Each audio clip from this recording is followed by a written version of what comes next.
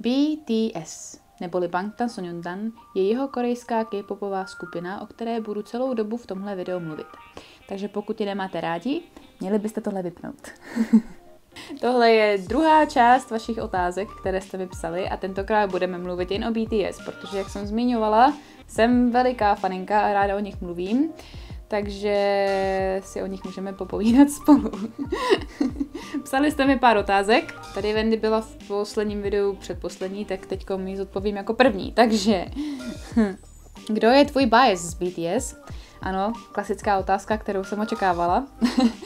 Můj bias Kim Namjoon, RM, Rap Monster. Namjoon je můj bias. A proč? Protože je geniální. I když jsem začala BTS poslouchat, tak můj první bias byl Jimin. Jimin mě okouzl jako první, ale potom, když jsem začala víc zkoumat, to držím jako mikrofon, ale když jsem potom začala zkoumat víc texty, když jsem začala koukat víc na texty těch písniček a zjistila jsem, že tak 90% těch písniček píše Namjoon, tak mě to ohromilo, protože mě ty texty přijdou úplně geniální a obzvlášť, když je napíše Namjoon. Jeho texty a ten způsob, jakým on se dokáže i obecně vyjadřovat, ať už v korejštině nebo v angličtině, to mě vždycky tak hrozně hřeje u srdce. Takže proto on je můj bias. A taky protože se dokážu ve spoustě věcech s ním stotožnit, bych řekla, i když nevím, jestli to dokážu popsat. No, rozhodně nejsem tak clumsy, jako je on. I když mi to, jak je hrozně clumsy, přijde neskutečně roztomilý. Ale já nevím, jak to popsat. Prostě ten styl, jakým se vyjadřuje, ty jeho názory, jaký on má obecně na svět a na lidi a na to, jak se chovat a jak růst. To, jakým způsobem on zkoumá sám sebe, s tím, jak se snaží sám sebe najít a s tím love yourself tématem,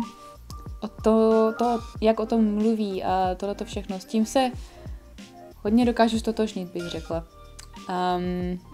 Takže proto on je můj bias. Ale jako první bias byl Jimin. Každopádně, ještě když se o tomhle mluví, tak já vždycky ráda poznamenám, že všichni členové stojí pro mě takhle na jedné lajně, jenom Namjoon trošku stoupl na špičky. Takže trošku nad všema vyčuhuje, ale jinak stojí všichni na jedné rovině. Mám je všechny ráda úplně stejně, nedokázala bych je seřadit a nechci je seřazovat, prostě mám je ráda všechny stejně a Namjoon jenom trošku vystupuje na špičky. Takže takhle bych to řekla. A kolik kousků BTS merče máš doma? Takže mám Army Bomb, kterou jsem si koupila na koncertě v Londýně. Potom tady... No, že bych přece jenom byla clumsy. I'm so sorry, Namjoon. Oh no, I'm sorry, are you okay? Promiň. Tady Funko figurka Namjoona. Jsem to zakřikla s tou clumsiness. Jak se řekne clumsy v češtině? Nešikovný? Nevím. V Londýně jsem si koupila i polštářek RJ je tady. Jsme si koupili společně ještě s kamarádkama, se kterýma jsem tam byla. Je hrozně soft. A taky jsem se tam ještě koupila tuhletu mikinu. A vepředu je jenom London, ale vzadu jsou BT21, londýnský telefonní budce. Takže to. A pak ještě s oblečením mám tuhle mikinu, kterou jsem neobrátila. Která je na ruby, momentíček. To je zezadu, je to Love Yourself merch. Love Yourself mikina s těma růžičkama na rukávech.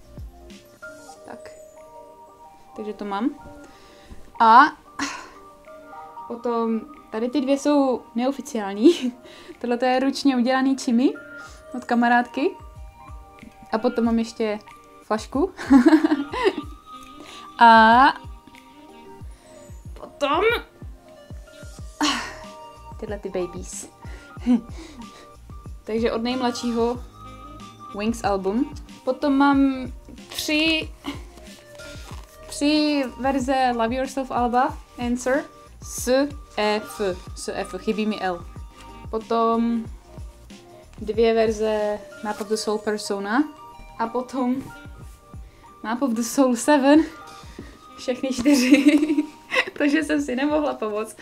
Koupila jsem si přeobjednání všech 4, což vyšlo levnějc, než kdybych si je koupila potom jednotlivě a že já bych si je postupem času koupila všechny. Map of the Soul 7, všechny 4. Tak, to je můj BTS merch.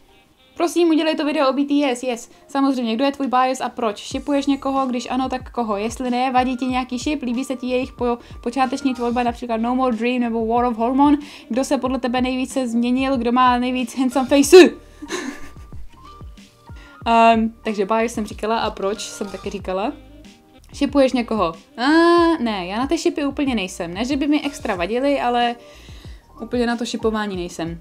A počáteční tvorba, ano, líbí se mi jejich počáteční tvorba. Mám v playlistu na Spotify spoustu jejich starších písniček, ale pravda, že jsem asi neslyšela úplně všechny, protože mám pocit, že jsem neposlouchala všechny alba úplně celý. Pořád mám ještě pár písniček, které jsem neslyšela, obzvlášť z té starší tvorby, ale líbí se mi ta jejich starší tvorba. No More Dream je super, War of Hormone je super, N.O. mám hrozně ráda, Boy in Love, nebo Choayo. I like it. Jo, mám ráda starší tvorbu. Au. Kdo se podle tebe nejvíce změnil? Řekla bych, že Jimin. Jo, Jimin, protože Jimin mi přijde, že byl takový, že se snažil být takový hrozně tvrdák a hrozně cool chlápek a takový. Přitom on je prostě takový soft. A on na to později potom přišel taky a smířil se s tím. A taky s tím, jak na sebe býval strašně tvrdý. Ale teď už trošku povolil a dovolí si udělat víc chyb, nebo není na sebe tak tvrdý s dietou ani a tak. Jimin je takovej malej andílek. Opravdu, je to anděl. Proto jsem ho měla poprvé jako bias, protože mi přišlo úplně neskutečný, že takový člověk existuje. To, jak vypadá, jak soft je a jak se i chová, prostě jak je hrozně hodný a ohleduplný vůči ostatním a jak se hrozně stará o ty ostatní členy.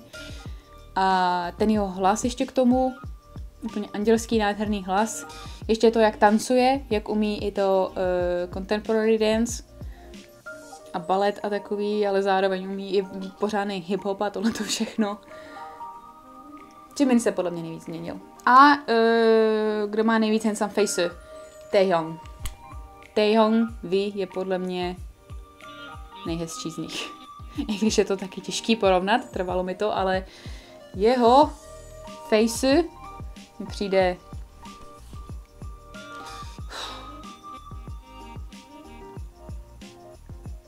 jo. Tuto otázku už jsem zodpověděla, ale můžu ji zodpovědět i tady. Počúvaš aj iné skupiny okrem BTS, pokud ano, aké? Moc ne, mám jenom pár písniček v playlistu na Spotify od jiných skupin, které se mi líbily. A zkoušela jsem očekovat jiné skupiny, ale žádná mě nějak extra nezaujala. Každopádně pár písniček znám, o pár dalších skupinách vím, ale aktivně poslouchám jenom BTS. Jaká je tvoje nejoblíbenější BT21 postavička? Mám sice polštář RJ, ale nejoblíbenější je Koya, protože mám hrozně ráda koalky. Koya mi přijde roztomilá ještě tím svým charakterem, jak pořád spí, je Dream Life. a je to Namjoonova postavička. Chimio mám taky strašně ráda. Chimmy je hrozně srandovní, RJ je takový hrozně fluffy a roztomilej a soft a má hrozně rád jídlo, pořád jí, což je taky relatable. A Koya, ty 3 jsou moje nejoblíbenější. Chimmy, RJ a Koya jsou moje 3 nejoblíbenější, ale Koya vede. Koya je na prvním místě. A mám takový pocit, že to je všechno, co se týče BTS, že jo? Co jsem měla ty otázky. No, Charlie, yeah, sorry, Charlie.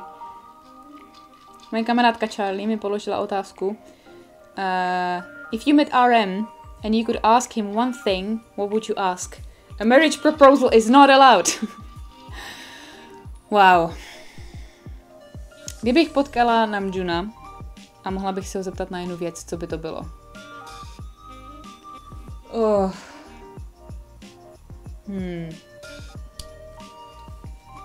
Já nevím, jestli bych se ho na něco ptala. Já bych prostě jenom asi řekla hrozně dlouhou větu, kde bych mu řekla, jak strašně mu děkuju za všechno, co dělá. Když se ho nemůžu zeptat na marriage proposal, tak bych se asi neptala na nic. A jenom bych mu řekla, že mu děkuju za Mono, za jeho mixtape. Protože Mono je moje medicínka. Kdykoliv mám nějakou menší depku nebo špatnou náladu nebo se něco stane a prostě potřebuju trošku uklidnit a pozvednout náladu, tak si většinou pustím Mono. A hrozně mi to pomáhá. Obzvlášť All Good. All Good je moje nejoblíbenější písnička z toho alba a obecně celkově je tak nejoblíbenější na vrcholku. Ne úplně, ale je rozhodně tam mezi těma top písničkami. All Good a Mono celkově je moje medicínka, takže myslím, že bych mu jenom prostě poděkovala za to, že něco takového vytvořil a že mi to hrozně pomáhá. Yeah, I don't think I have a question for him really. Just... Yeah, nic mě nenapadá. Když mě něco napadne postupem času, tak to ještě povím. Jo, tady vlastně ještě jedna věc. Do you purple tie like me? I do, but I purple everyone. Mám ráda všechny stejně. Jo, to jsou všechny otázky, co od vás mám. Ale to vůbec nevadí, protože já mám ještě spoustu, o čem chci mluvit. Nikdo se mě nezeptal na nejoblíbenější song, což možná je dost pochopitelný, protože vybrat si jenom jednu písničku je naprosto nemožný. A proto jsem udělala tohle. Takže napsala jsem si nejenom nejoblíbenější song, ale i nejoblíbenější solo v albech, nejoblíbenější solo mimo alba, nej-rap song, vocal song, vocal line song. Dovolím si to takhle rozdělit na sekce, protože je nemožný vybrat jenom jednu. Nebo dobře, takhle. Kdybych měla opravdu vybrat jenom jednu, řeknu Spring Day. Spring Day je moje nejoblíbenější píseň od BTS. A to proto, že ten text je naprosto nádherný, geniální. To, co ta písnička taky ještě představuje, je naprosto nádherný. To, za jakým účelem byla napsána, je naprosto nádherný. Namjoon napsal tu písničku, proto je můj bias. A protože často, když tu písničku slyším, tak myslím na svýho taťku, o kterém jsem trošku mluvila v tom prvním videu. Takže jsem u téhleté písničky proronila spoustu sliv.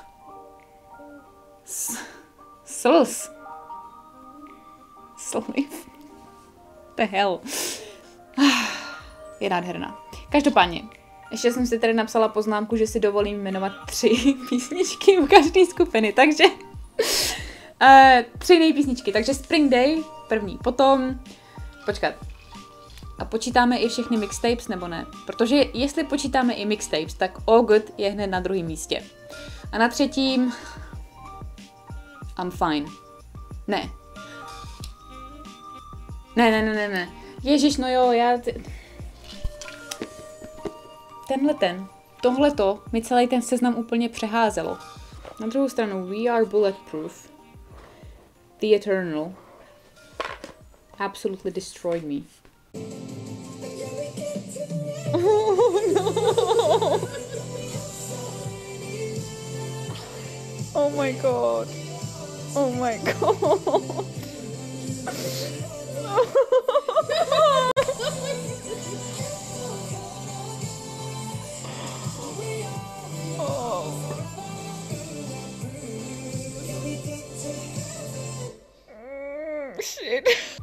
Ne, fajn. Myslím, že na 3. místě by pořád zůstalo I'm Fine. Ale pokud nepočítáme mixtapes, tak to bude Spring Day, I'm Fine a We Are Bulletproof The Eternal. Jo. Takže nejoblíbenější solo v albech. Solo, znovu. Tohle to mi to celý rozházelo. Serendipity určitě. Serendipity bude dost možná i na prvním. Potom... fajn, takže silní kandidáti. Persona, Shadow, Ego. Tyhle ty 3 jsou úplně geniální. Persona, Shadow a Ego jsou naprosto geniální v tom posledním albu. A nedokážu si mezi něma 3 vybrat upřímně. Takže tyhle 4. Potom Euphoria, My Time, Inner Child as well. Epiphany. OK. Teď ještě já určitě na nějaký zapomínám, že jo? Já bych si měla otevřít playlist. Trivia Love!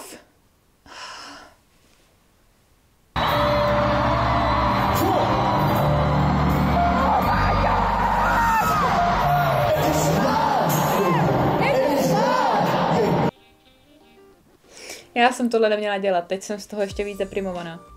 First Love. Tyjo. Fajn, takže jsem v háji. Serendipity, Trivia Love, Epiphany, First Love, My Time, Persona, Ego, Shadow. Takže 8. Jak se mám vybrat 3 mezi 8? Euphoria, řekla jsem Euphoria? Asi ne. OK. Serendipity určitě. Epiphany jsem měla moc ráda, ale oblíbila jsem si ještě víc po tom živém vystoupení na koncertě. Epiphany živě je úplně fenomenální. Wow. I když Euphoria byla taky skvělá. Když Jungkook vystupoval Euphoria, on byl prostě tak hrozně happy a to bylo tak nádherný vidět. Ale OK, Euphoria dám pryč. Euphoria vypadává. I když s těžkým srdcem vyhazuju pryč. My Time je moje nejoblíbenější solo z těch nových, co se vocal line týče. Serendipity, Trivia Love. A... OK. Epiphany nebo First Love? First Love mi přijde naprosto geniální, protože je to rap song, ale v pozadí je prostě orchestrální hudba. A je to píseň o první lásce, kterou bylo piano. How wholesome is that? But then, I'm the one I should love in this world. I'm the one I should love.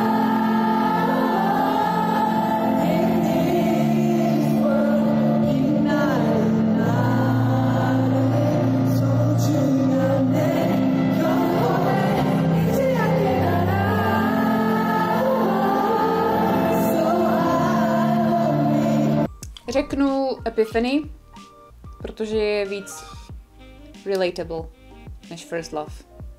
Epiphany. Takže Serendipity, Trivia Love, Epiphany. OK.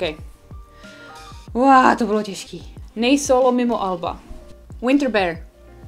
Od Vho. Winter Bear. Jo, nebudu počítat mixtapes. Nebudu počítat mixtapes, protože to bych tady byla dlouho. Nepočítám mixtapes a říkám Winter Bear. Yes. Potom nej-rap line. Takže co máme? Máme Cypher, 1, 2, 3, 4. Máme Tear, máme Ook, máme Teng. No každopádně je mi jasný, že budu rozhodovat mezi Tear a Ook. Než přišlo Map of the Soul 7, tak to bylo Tear. Tear byla moje... Počkej, vlastně Teng. Epai, Esam, Sampai, Teng. Ne, Ook. Ook je moje favorite rap line song. momentálně. UK je úplně geniální. Nananuke, UK, Nananuke, UK. A nej vocal line song. Počkej, je Zero O'Clock vocal line? Zero O'Clock je vocal line, že jo? Zero O'Clock. Zero O'Clock je moje favorite vocal line song. Pak to je nejoblíbenější album. Map of the Soul 7. Všechno stačí vidět, že jsem jmenovala strašně moc těch nových písniček z toho alba na moje top listy. Tohleto album mi přijde hrozně super. Tím, jak se to jmenuje Map of the Soul 7, jak to mluví o tom Map of the Soul, Persona, Shadow a Ego, 7, jak všude vysvětlovali, album se jmenuje 7, protože je 7 členů, jsou spolu 7 let a jak spoustu písniček vlastně odráží ty staré písničky. Myslím, že Persona, Shadow a Ego, tyhle všechny 3 mají nějaký úryvek z těch starších písniček a pak to předělali, že jo. Potom máme On, to je kontrast s tím NO, Boy in Love, Boy with Love, co to bylo dál. Potom Chingu, Jimin a V, jak mluví o svém přátelství. We Are Bulletproof, The Eternal. Hymna pro Army. Moon, taky písnička pro Army, pro fanoušky. Jo. Map of the Soul 7. Bude moje nejoblíbenější album nejspíš. Nejlepší mixtape, jak jsem říkala, je Mono pro mě. I když je to zajímavý, protože vlastně Namjoon je sice můj bias, ale není můj nejoblíbenější rapper. Můj nejoblíbenější rapper je Yoongi. Yoongi je můj nejoblíbenější rapper, ale moje nejoblíbenější mixtape je zase Mono od Namjoona, což je zajímavý. Nejoblíbenější tanečník je Jimin. Ale nejoblíbenější, jak se řekne česky, performer, ten, který se mi líbí nejvíc na jevišti, je J-Hope. Nejhezčí face má podle mě V. Ale nejvíc atraktivnější celkově mi přijde Jungkook. A Jungkook mi přijde taky geniální, prostě jak dobrý ve všem je. A kolik mu je? On je tak mladičkej a už umí tolik věcí a když si usmyslí, že se naučí tohle, tak se to naučí. A neptejte se mě prosím, kdo je můj nejoblíbenější zpěvák. Já se nedokážu vybrat. Já jsem nad tím přemýšlela už tolikrát, ale já si prostě nedokážu vybrat. Takhle. Živě se mi nejvíc líbil Jin. Živě mi nejlíp zní Jin. Ale V má zase úplně tak nádherný hluboký hlas a je tak úplně krásně.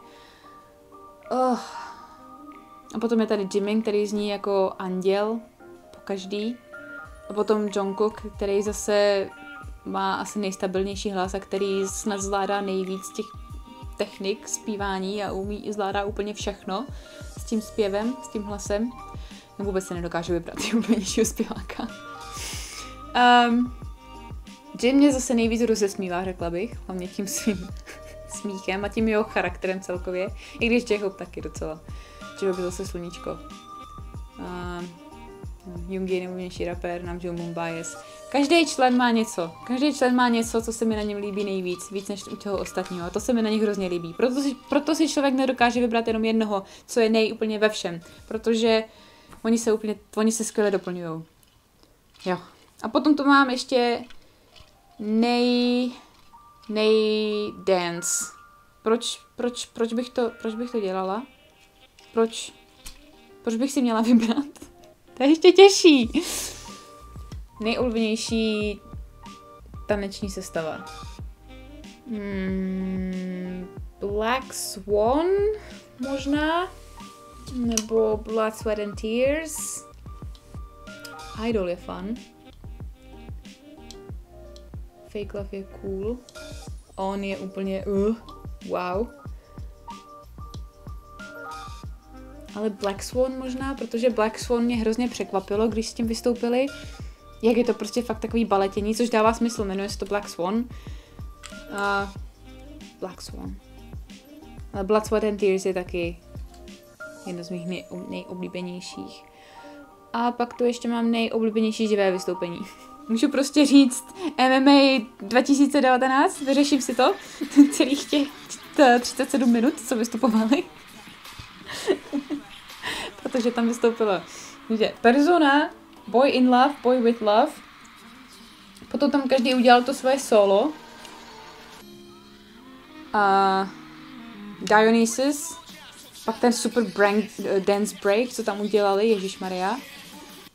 I když to vystoupení, co to bylo Mama 2016 tuším, kde J-Hope začal s Boy Meets Evil a pak se do toho namotal Jimin s Lie a pak začali oba dva. A ještě k tomu Jimin byl blindfolded, měl zavazaný oči a teď se tančil se tam úplně v pohodičce a pak to dali dohromady zpátky, pak se vrátili zpátky do Boy Meets Evil a tančili spolu Boy Meets Evil choreography.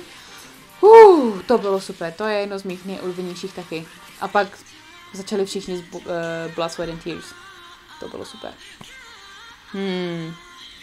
Jo, to dost možná bude moje fave. A to je všechno. Ale August D2. What a album. Úplně geniální. Jung je takovej genius. I když mám nejvíc se mi líbí People. Z toho alba, z té mixtape se mi nejvíc líbí People. To bude asi tak všechno, o čem bych dneska mohla mluvit. Prozatím. Každopádně, ARMY, můžete mi napsat do komentářů, kdo je váš bias a proč. Nebo co máte na každém členovi nejraději, stejně jako jsem říkala já. A potom nejoblíbenější song, nejoblíbenější rapline song, nejoblíbenější vocline song a nejoblíbenější solo. A můžeme si dát i mixtape, jestli chcete. Takže to mi napište do komentářů. Natáčím to 50 minut, nevím jak dlouhý to bude, až to se střihnu. Každopádně to bude asi dlouhý, takže děkuju, že jste si to poslechli až sem. A uvidíme se příště. Bye ARMY. Thank you. Borahe.